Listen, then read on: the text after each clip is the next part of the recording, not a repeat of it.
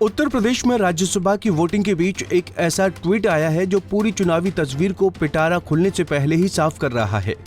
सपा नेता की ओर से सोशल मीडिया पर यह पोस्ट की गई है जो इस बात की पुष्टि कर रही है कि बीजेपी ने चुनाव में मैदान मार लिया है। सपा के तीसरे प्रत्याशी की चुनाव में करारी हार और उसके नेता की हताशा इस ट्वीट में झलक रही है।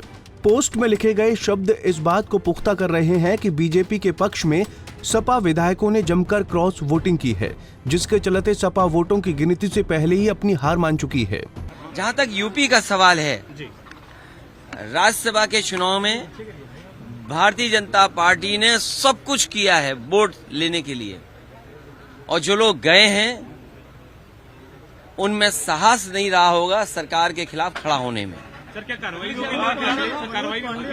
देखिए, कार्रवाई निश्चित होगी, क्योंकि पार्टी के जितने भी हमारे साथी हैं उनका मानना है कि ऐसे लोगों को दूर कर दीजिए। अभी तक तो कद्दावर नेता लग रहे थे, लेकिन कद्दावर नेता निकले नहीं, ये बात समझ में आ गई। अच्छा, अंदेशा था जा सकते हैं ये लोग। देखिए, मैंने आपसे कहा कि सरकार के खिलाफ वोट डालने में साहस की जरूरत है, साहस की जरूरत है। बता दें कि सोशल मीडिया एक्स पर जो पोस्ट की गई है वो सपा मुखिया अखिलेश यादव की है। उन्होंने वोटिंग के दौरान दोपहर करीब 1:30 बजे ये पोस्ट सोशल मीडिया पर लिखी है। अखिलेश यादव ने अपनी इस पोस्ट में लिखा है, हमारी राज्यसभा की तीसरी सीट दरअसल सच्चे साथियों की पहचान करने की परीक्षा थी और ये जानने की कि कौन कौन दिल से पीढ़ी के साथ और कौन अंतरात्मा से पिछड़े, दलित और अल्पसंख्यकों के खिलाफ है। अब सब कुछ साफ है, ये तीसरी सीट की जीत है। सपा मुखिया अखिलेश यादव की ये सोशल मीडिया पोस्ट से परिणाम सामने आने से पहले ही बहुत कुछ साफ कर रही है। पोस्ट में लिखे शब्द संकेत दे रहे हैं कि बीजेपी के 8वें प्रत्याशी संजय सेठ चुनाव जीत रहे हैं और सपा के तीसरे उम्मीदवार आलोक रंजन की क्रॉस वोटिंग से करारी हार हो रही है।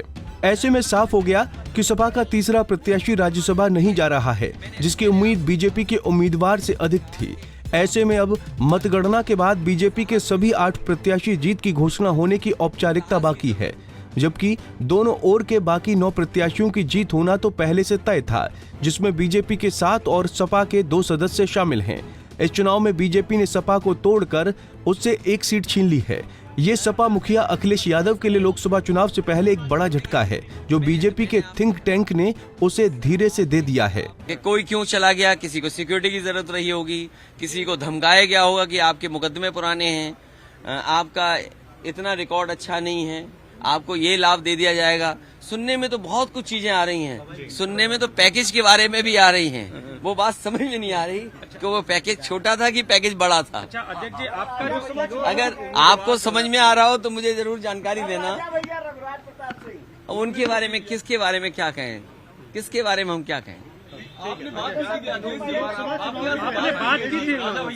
गई थी, आपके यहाँ से आप प्रदेश अध्यक्ष ने बात। देखिए, कई बार कुछ लोग, कुछ होता है खबरों में रहने के लिए। क्या लगता है? अच्छा, देखिए, लोकसभा चुनाव जो उत्तर प्रदेश का होने जा रहा है वो उत्तर प्रदेश की जनता देख रही है। Bureau report, Punjab Kesari TV. हमसे जुड़े रहने के लिए हमारे YouTube चैनल को सब्सक्राइब करें और नई वीडियो की नोटिफिकेशन के लिए बेल आइकॉन को दबाएं।